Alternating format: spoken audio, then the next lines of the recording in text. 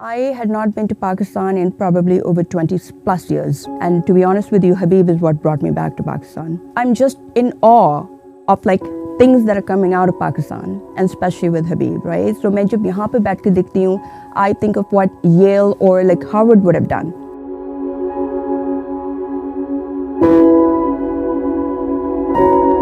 It took me a long time to graduate.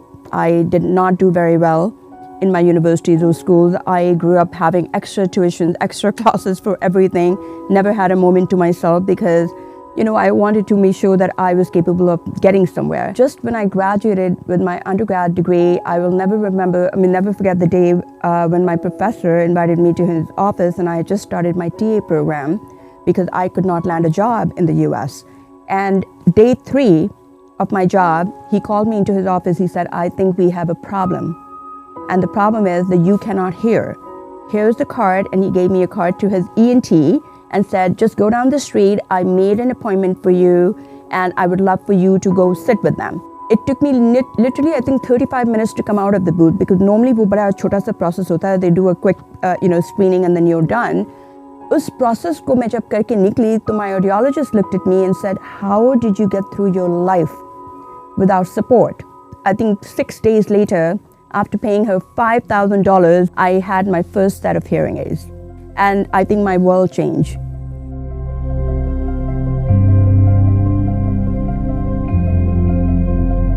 Anything that you cannot see, where a person is unable to perform fully functional, that is considered invisible disability. आपकी chronic illnesses, आपकी neurodiversity, ADHD, autoimmune conditions, hearing loss, they're all considered. And women are prevalent in that kind of condition.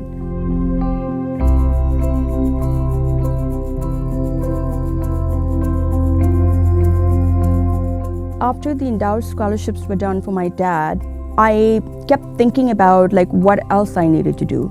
So World Bank just issued a publication, a report in 2025, which was read out at the UN last week. It surveyed low and middle income countries that included Pakistan. 3 major takeaways uske the. Data gap is prevalent. Most surveys in this country lack a complete disability ka perspective. Number 2 that I learned was that women absorb the burden of the systems.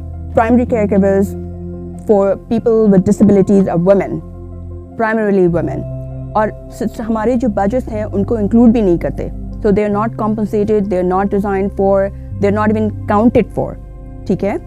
और the 3, which was really something that caught my attention, was कि the money is there, the countries are increasing their budget for disability, but it's not reaching the right people.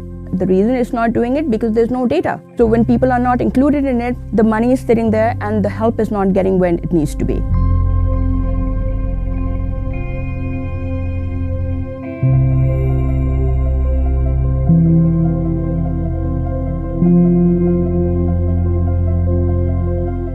Right now, as we speak, in Pakistan, there's a girl that's uncounted, that's undesigned for, that remains unseen. This chair is for her. So my plan is that, through what we are setting out to do with Habib, is to look into all these research options, these studies, and think about ways to build up that framework to solve for these problems. And to be honest with you, coming out to the world and telling them that I'm deaf was not an easy task. But for me to be able to do this, I had to stand up and raise my hand and say, listen, I was one of them. So I know what I went through. I know you're going through this too. So the plan to activate this endowment chair in the very near future is to hire a faculty chair. It'll be he or she of a global repute.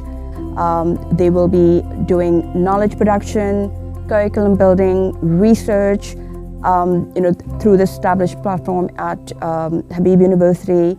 And our goal is also that, we invite all of the policymakers from outside Pakistan to come into Pakistan for our, meaningful conversations, roundtables, and, bringing Pakistan at the center of this. So हमें research करनी है, हमें data gather करना है, हमें policy change करनी है, हमें system change करना है.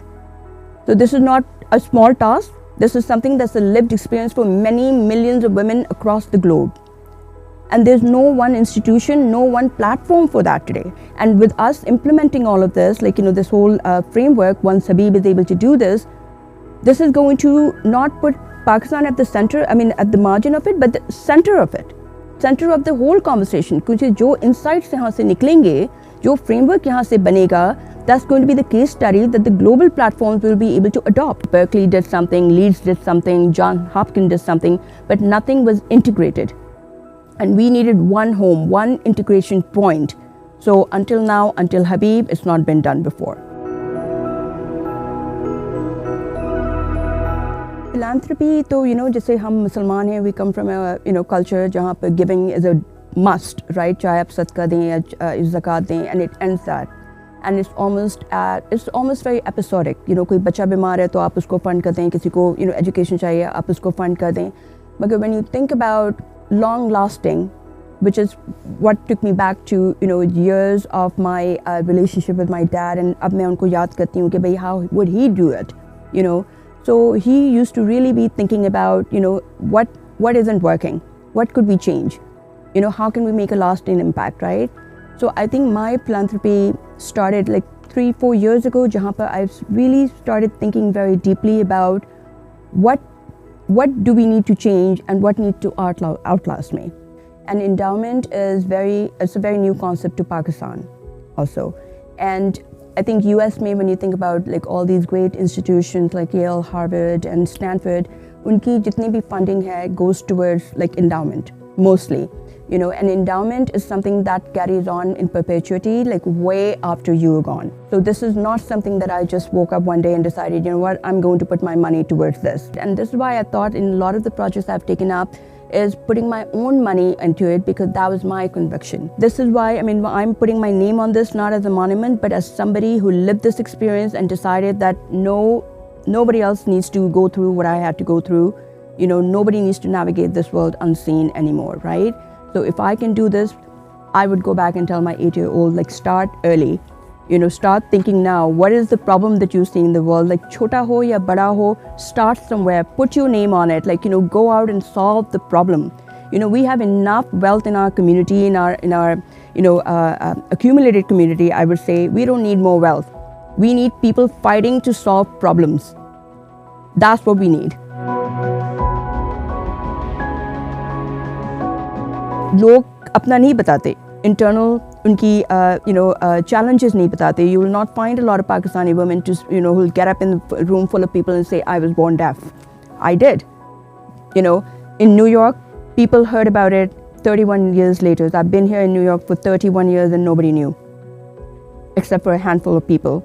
For me to get up and say that was profound. But this is what Habib drove me to do. This is a woman that spent decades invisible. Her story hasn't ended here. I'm just beginning.